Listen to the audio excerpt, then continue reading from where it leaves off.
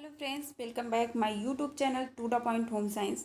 Friends, आज यहाँ पे जो हम डिस्कस करने जा रहे हैं आपके पेपर ऑफ व्यू के लिए बहुत ही ज़्यादा इम्पॉर्टेंट है। आपका ये होम साइंस है और होम साइंस में किस क्लास का हम लोग देखेंगे तो BA second year 4th semester का हम लोग देखने वाले हैं, जो कि आपके पेपर में समझ जाइए। मैं अगर आप लोगों को बोलूँ तो ये 100% ये आपके क्वेश्चन समझ जाइए आए हुए हैं। बिल्कुल 100% आप में ये क्वेश्चन आए हुए हैं कि आवास के चयन व खरीद को प्रभावित करने वाले कारक को बताइए। ओके, तो मैं बिल्कुल गारंटी के साथ आप लोगों को ये दे रही हूँ कि ये क्वेश्चन आपके आने ही आने हैं। तो आप लोग बिना वीडियो को स्किप किए पूरा ज़रूर देखिएगा और बस एक बार ध्यान से सुन लीजिएगा। कुछ भी इसमें ऐसा नहीं है कि जो आप लोगों को रटना पड़े, बस आराम से सुनिएगा और ये आपका क्वेश्चन तैयार हो जाएगा। और अगर आप लोग चैनल पे नए हों तो चैनल को सब्सक्राइब करिएगा और वीडियो पसंद आए तो प्लीज़ लाइक करिएगा। चलिए हम लोग अपने टॉपिक को शुरू करते हैं। हमने जैसा आप लोग को बताया कि ये हमारा क्या है, तो आवास के चयन व खरीद को प्रभावित करने वाले कारक के बारे में आपको बताना है। पेपर आउट वाला क्वेश्चन है, बिल्कुल देखना है ध्यान से। तो प्रभावित करने वाले कारक को अगर हम लोग देखेंगे, इसको थोड़ा से और जूम कर लेते हैं क्योंकि मैंने टाइपिंग जो है थोड़ा छोटा कर दिया है। ठीक है, तो अगर हम लोग क्या करने वाले हैं, नहीं जा रहा है, चलिए। तो हम सबसे पहले भवन का उद्देश्य, किस उद्देश्य से हम भवन को बना रहे हैं, क्योंकि उद्देश्य देखिए भवन बनाने, मकान बनाना देखिए कई उद्देश्य से बनता है। एक हमें रहना है, दूसरा किसी बिजनेस पर्पस के हमें बनाना है, या मतलब कोई भी किस पर्पस से हम उस बिल्डिंग का निर्माण कर रहे हैं उसके उद्देश्य को हम लोग सबसे पहले देखेंगे। जैसे आवासीय उद्देश्य के लिए साइट खरीदने, साइट का मतलब कि ज़मीन, कहीं पे आप ज़मीन खरीद रहे हैं, आप प्लांट जो है खरीद रहे हैं, तो वो किस उद्देश्य से आप खरीद रहे हैं। तो खरीदने अथवा चुनने से पूर्व क्या करना है, आपको क्या करना है, चुनने के, छोटा करके ही हम आप लोग को पढ़ा देते हैं। क्या कहा गया है कि किसी भी आवास को, साइट को खरीदने अथवा चुनने से पूर्व विचार करने के लिए या सबसे महत्वपूर्ण कारक होता है कि साइट का चयन समान दायरे अथवा निर्माण के उद्देश्य को ध्यान में रखते हुए व आवास आवश्यक सीमा तथा गोपनीयता के आधार पर करना चाहिए। कहने का मतलब है आप कोई भी भवन के लिए आप मकान खरीद रहे हो तो उस ऐसी साइट पे खरीदिए जहाँ पे थोड़ा आप लोगों को क्या हो, जितनी आवश्यकताएं होती हैं वो आवश्यकताएं सुविधाएं आपको मिल सके, साथ ही आपके बीच और समाज के बीच एक गोपनीयता बनी रहे। पर ऐसा ना हो कि आप ऐसी जगह मकान लिए हैं जहाँ पे आपके चारों तरफ अजीब से माहौल हो, तो इस तरह सा नहीं करना चाहिए। नेक्स्ट पॉइंट आपका क्या होगा, आपका नेक्स्ट पॉइंट है उपलब्ध सुविधाएं। देखिए कोई भी प्लांट आप लोग खरीद रहे हैं, ओके, ऐसे क्षेत्र में होना चाहिए जहाँ पर क्या है कि जहाँ पर विभिन्न सुविधाएं उपलब्ध हो। जैसे आपके परिवहन की सुविधा हो गई, जल आपूर्ति की सुविधा हो गई, गैस व बिजली, ठीक है, गैस की सुविधा हो, बिजली की सुविधा हो। अब तो क्या हो गया, गैस सिलेंडर अब तो पाइपलाइन लग जा रही है घर घर। तो ये सारी सुविधाओं को देखने के लिए, साथ ही जैसे जल निकासी की अच्छी सुविधा हो, ऐसा नहीं कि नाला पर दिन भरा हुआ हो, घर के सामने दुर्गंध आती हो, तो इन सारी सुविधाओं को देखना है। निकासी हो, जैसी जो है उपयोगी सेवाएं, खरीदारी के लिए सुविधा, स्कूल, टेलीफोन, मनोरंजन, अस्पताल, सामुदायिक सेवाएं कौन कौन सी होती है। जैसे आपका सामुदायिक, हर, अब देखिए हर कॉलोनी के बगल में एक पार्क बनता है छोटा से, जहाँ पे शाम में आप लोग घूमते आ सकते हो, तो सामुदायिक सेवाएं भी होनी चाहिए। बस स्टॉप हो गया जो है, ठीक है, तो ये सारी सुविधाएं भी होनी चाहिए। जैसे कि पुलिस हो गया, अग्नि सुरक्षा हो गया, कचरे व जो है सड़क की सफाई की सुविधा हो गई। तो ये सारी चीज़ों को देखकर ही एक प्लांट आप लोगों को खरीदना चाहिए, एक प्लांट लेना चाहिए जहाँ पे सभी सुविधाएं उपलब्ध हों। ओके, चलिए नेक्स्ट पॉइंट अब आप लोगों का जो होगा, देखिए यहाँ पे नेक्स्ट पॉइंट जो आप लोगों का है बहुत अच्छा दिया गया है। आप लोग यहाँ पे देख सकते हैं क्या दिया गया है, मैत्रीपूर्ण पड़ोस। देखिए पड़ोस भी जो एक सबसे बड़ा इम्पोर्टेंट चीज़ होता है एक मकान के लिए, एक व्यक्ति के लिए, पड़ोस भी बहुत अच्छे होने चाहिए, क्योंकि पड़ोस अच्छे मिलना बहुत मुश्किल होता है। और सबसे पहली चीज़, आप कहीं भी रहते हो तो आपके रिश्तेदार बाद में, लेकिन पड़ोस सबसे पहले काम आते हैं। तो पड़ोस जो हो, ऐसी जगह पे आप अपने मकान को बनाइए, भवन का चयन करिए, आवास का चयन करिए जहाँ पे आपके पड़ोस मैत्रीपूर्ण रहते हों। ठीक है, उस क्षेत्र में स्थित होना चाहिए जो पहले से ही पूर्णतया विकसित हो या तीव्रता से क्या हो, विकसित हो रहा हो। और सुखी रहने की स्थिति को सुरक्षित करने के लिए क्या करना चाहिए, आमतौर पर पड़ोस को प्राथमिकता प्रदान की जाती है। जहाँ पड़ोस समाज में समान स्थिति क्या होता है, स्थिति के हो, जो समान मैत्रीपूर्ण हो, ऐसे क्या करना चाहिए, ऐसे ही मकान का चुनाव करना चाहिए या ऐसी जगह आवास का चुनाव करना चाहिए। जैसे कि मतलब बहुत जगह पे ऐसे होते हैं हेल्पफुल नहीं होते, बहुत जगह पे आपके पड़ोस पर दिन आपसे झगड़ा करते हैं, लेकिन बहुत ऐसे पड़ोस होते हैं जो बहुत ज़्यादा हेल्पफुल होते हैं। आपको कोई दिक्कत होता है, कोई परेशानी होती है तो दौड़ के आपके साथ में आ खड़े होते हैं। तो ऐसे पड़ोस, ऐसे जगह को देखकर लेना चाहिए ज़मीन को, ऐसे आवास में, और जो पूरी तरह से विकसित हो गया हो या तीव्रता से विकसित हो रहा हो, ऐसे क्षेत्र में आपको आवास का चुनाव करना चाहिए। ओके, नेक्स्ट पॉइंट आपका क्या है, आकार। अब भूमि की आकार की बात आती है जब आप एक ज़मीन खरीदने जा रहे हैं। वैसे भी तो आप लोगों को पता है कि ज़मीन कितनी ज़्यादा महंगी हो गई है।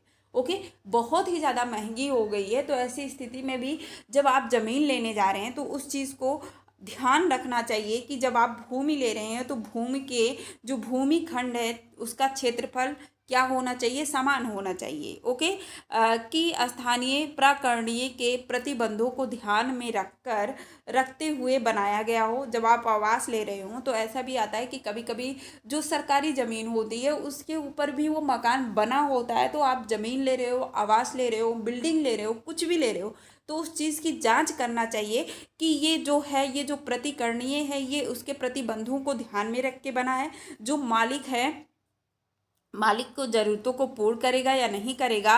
अधिमानतया भविष्य के लिए विस्तार की संभावना के साथ भूखंड के आकार में अनियमित नहीं होना चाहिए अथवा कोई नुकीली कोना भी नहीं होना चाहिए। जैसे कि अभी आप लोग, वैसे तो अयोध्या की बात हम लोग अगर कर लेते हैं तो जो इस समय मकान टूट रहा है तो उसका तो ऐसी कोई नहीं है कि उसमें नुकीला भाग था या जो है अधिकर्मक था, लेकिन अभी जो है सारा तोड़ा जा रहा है। तो इस चीज़ को हमेशा ध्यान में रखकर अपने मकान का एक आवास करना चाहिए, निर्माण करना चाहिए कि हम जो सड़क के किनारे अगर घर बना रहे हैं तो 1-2 फीट या 2-3 फीट छोड़कर ही आवास बनाएं, क्योंकि भविष्य में कभी भी इसका जो है क्या हो सकता है, विकास हो सकता है, चौड़ाई हो सकती है। तो ये सारी समस्याएं आती हैं। तो इन सब बातों को ध्यान में ही रख के क्या करना चाहिए, एक भवन का निर्माण, एक आवास का चुनाव करना चाहिए। उसका कोई भी कोना नुकीला ना हो, कहीं ऐसा ना हो जो आपके जो है अधिमानतया जो भविष्य के विस्तार की संभावना होती है ना, उसमें ये बहुत ज़्यादा ही दिक्कत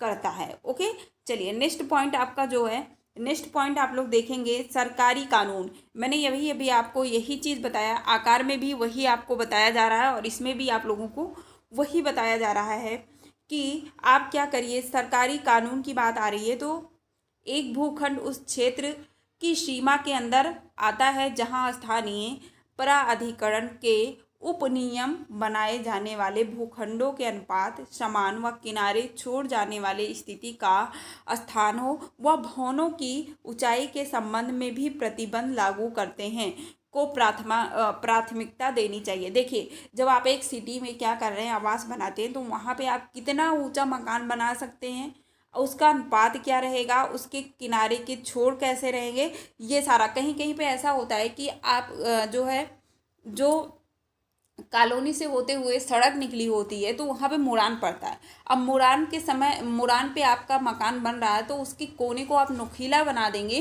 तो वो दिक्कत करेगा। तो लेकिन वहाँ पे आपको क्या करना होता है, जैसे कि ये सड़क गई है इस तरीके से, आपका मकान यहाँ पे है और ये सड़क यहाँ से ऐसे क्या कर रही है, टर्न हो रही है। तब आप अगर क्या करेंगे, अपने मकान को इस तरह नुकीला बना देंगे तो ये दिक्कत होगी। तो यहाँ को इस चीज़ को ध्यान में रख के आपको बनाना है कि यहाँ इस तरफ का जो छोर होगा वो कैसा होगा, उसको थोड़ा से गोल करके बना दिया जाएगा। तो इन सारी बातों को जो कानूनी सरकारी कानून होता है उसके अनुसार आवास का निर्माण करना चाहिए। चलिए नेक्स्ट पॉइंट हम लोग देखेंगे। नेक्स्ट पॉइंट हमारा क्या है, तो नेक्स्ट पॉइंट हमारा है जो वो है आपका क्या, तो पर्यावरण की स्थिति। अब पर्यावरण की स्थिति ऐसे जगह पे देखिए, भूखंड ऐसे क्षेत्र में होना चाहिए जहाँ प्राकृतिक सुंदरता व मानव निर्मित पर्यावरण स्वस्थ रहने व कार्य करने की स्थिति उत्पन्न करता हो। निकटवर्ती कारखानों तथा भट्ठे से पर्यावरण प्रभावित होता है। इसलिए इन बातों को ध्यान में रखकर या विचार करने की ज़रूरत होती है। ठीक, पर्यावरण की स्थिति। अब हमेशा ऐसी जगह पे, मैंने अभी कहा कि ऐसी जगह पे आप अपने मकान को मत बनवाइए जहाँ पे आपका खुला स्थान पे कूड़ा फेंका जा रहे हो, कूड़ा नहीं हट रहा हो, आपके घर के बगल में कूड़े का ढेर लग रहा हो, या कोई कारखाना हो या कोई भट्ठा हो, तो ये सब आपके स्वास्थ्य के लिए अच्छे नहीं होते। तो इन सारी चीज़ों को ध्यान में रख के ही एक भूमि आवास का चयन करना चाहिए। नेक्स्ट पॉइंट आपका क्या है, तो स्थिति, क्षेत्र की स्थिति। बात वही आ गई कि भूखंड एक ऊंचे स्थान पर स्थित होना चाहिए। एक छोर से दूसरे छोर तक समान दलों के साथ समांतर किया जाना चाहिए, जिससे कि बारिश के पानी अच्छी तरह से निकासी हो सके। देखिए, क्षेत्र की स्थिति, आप जमीन ले रहे हो, सारे एक ढलान में होने चाहिए, यानी कि इस तरह से जमीन हो तो ये बिल्कुल एक बराबर होना चाहिए। सारे कोने, सारे चारों तरफ की जो है एक साइड जो होती है वो सारा सामान्य होना चाहिए, तभी मकान भी अच्छा बनता है। और ऐसे में, और थोड़ा से तो ऊंचा, अब तो आजकल सब ऊंचा बनवाते ही हैं, ज़मीन से 1-2 फीट ऊपर ही बनवाते हैं, तो इस तरीके से ऊपर ही बनता है। तो इस सब चीज़ों को ध्यान में रखना चाहिए ताकि आपके बरसात की पानी जो है वो अंदर न जाए। अभी मैं बताऊँ, मैं जहाँ पे मैं रह रही हूँ, मैं तो 2nd फ्लोर पे रहती हूँ, फिर भी मेरा मकान जो है, जिस मकान में हम लोग इधर पानी नहीं आता, लेकिन सामने के मकान में क्या होता है, जब भी बरसात का पानी होता है तो सारा पानी उनके जो है मकान में ही घुसता है। तो इस तरीके से इन सब बातों को ध्यान में ही रखकर मकान का निर्माण करना चाहिए। ठीक है, चलिए नेक्स्ट पॉइंट हम लोग देखेंगे। ठीक है, नेक्स्ट पॉइंट हमारा क्या है, भूमि की मिट्टी का प्रकार। ये भी बहुत महत्वपूर्ण है आपके लिए। क्या कह रहा है कि भूमि की जमीनी मिट्टी बिना किसी कारण व समस्या के इच्छुक भवन के लिए किफ़ायती नींव प्रदान करने के लिए पर्याप्त व अच्छी होनी चाहिए। सामान्यतः अधिकतम संतोषजनक निर्माण के लिए साइट में चट्टान, रेत, ये बात याद रखिएगा, चट्टान, वन सेकेंड, आपके जैसे चट्टान हो गया, घनी मिट्टी कितना होना चाहिए, तो 60 से 120 सेंटीमीटर, और हल्की मिट्टी तक काली मिट्टी जैसे कपास की मिट्टी की परत होनी चाहिए। काली मिट्टी हो गया, थोड़ा सा चट्टानी हो सकती है, और घनी मिट्टी अगर आपकी है तो 60 से 120 सेंटीमीटर ही होनी चाहिए। ऐसी मिट्टी का होना हो तो आपका क्या होता है, आपके घर का जो नींव होता है वो बहुत ही अच्छा होता है और बहुत मजबूत होता है। नेक्स्ट पॉइंट है प्राकृतिक व प्रकाश व वायु। भूखंड का स्थान ऐसा होना चाहिए जहां आबादित प्राकृतिक प्रकाश व हवा सुनिश्चित करे। ठीक है, कभी कभी क्या होता है कि बहुत सघन ऐसे घर बन जाते हैं, तो ना ही वहाँ पे क्या होता है, जैसे अभी हम लोग बात कर लें गांव के, तो गांव में अगर गर्मी भी है, कितनी भी गर्मी है, आप बाहर बैठ जाइए, आपको पूरा सुकून मिलेगा। लेकिन अगर वही सिटी की बात करें तो इतनी घनी बस्ती होने, इतनी घनी आवाज़ होने के कारण वहाँ पे गर्मी का असर बहुत ज़्यादा होती है। तो मकान ऐसी जगह होना चाहिए जहाँ प्राकृतिक रूप से आपको प्रकाश भी मिले, देन आपको क्या मिले, एक अच्छी वायु भी प्राप्त हो आपको। ओके, नेक्स्ट और लास्ट पॉइंट हमारा जो होगा वो क्या होगा, वो होगा आपका कानूनी तथा वित्तीय पहलू। देखिए, कानूनी और वित्तीय पहलू जो स्वामित्व अधिकारों वाला गुटों पर निर्भर करता है। एक भूखंड की खरीदी से पहले उचित विचार करनी चाहिए। देखिए, हमें कानूनी, कभी कभी ऐसा होता है कि हम लोग मकान खरीदते हैं, आवास खरीदते हैं, जमीन भूखंड खरीदने जा रहे हैं, तो उस समय वो मकान जो भूखंड होता है या प्लांट होता है वो विवादित होता है। ठीक है, तो इन सब चीज़ों को ध्यान में रख कर ही खरीदना चाहिए। किसी और का ज़मीन आपके नाम कर दिया गया, तो ये जो कानूनी होती है और वित्तीय पहलू होती है, कितने में ज़मीन चल रही है, ठीक, क्या रेट है, इन सब चीज़ों को जानकर ही क्या लेना चाहिए, एक प्लांट या एक स्थान को खरीदना चाहिए। ओके, तो ये आपका क्या था, ये आपका था आवास के चयन व खरीद को प्रभावित करने वाले कारक। हमने आपको बताया भवन का उद्देश्य, क्या किस उद्देश्य से आप भवन ले रहे हैं। उपलब्ध सुविधाएं, वहाँ पे सभी सुविधाएं उपलब्ध हो। मैत्रीपूर्ण पड़ोस होना चाहिए। भूमि का आकार सामान्य होना चाहिए। सरकारी कानून और पर्यावरण की स्थिति कैसी है। क्षेत्र की स्थिति, भूमि की मिट्टी का प्रकार और प्राकृतिक प्रकाश व वायु, कानूनी तथा वित्तीय पहलू। ठीक, इतने पॉइंट हमने आपको दिए हैं जो कि आपके पेपर ऑफ व्यू के लिए बहुत इंपॉर्टेंट है। बिल्कुल ध्यान से अगर आप लोगों ने एक बार या 2 बार भी वीडियो को सुन लिया तो आपको ये क्वेश्चन तैयार हो जाएंगे। ओके, तो वीडियो आपको अगर पसंद आई हो तो प्लीज़ लाइक करिएगा और अपने फ्रेंडों के साथ शेयर करिएगा ताकि उनको भी इसका बेनिफिट मिले। ओके, और चैनल पे नए हो तो सब्सक्राइब कर लीजिएगा। नेक्स्ट वीडियो में फिर मिलते हैं, तब तक के लिए बाय बाय, जय हिंद।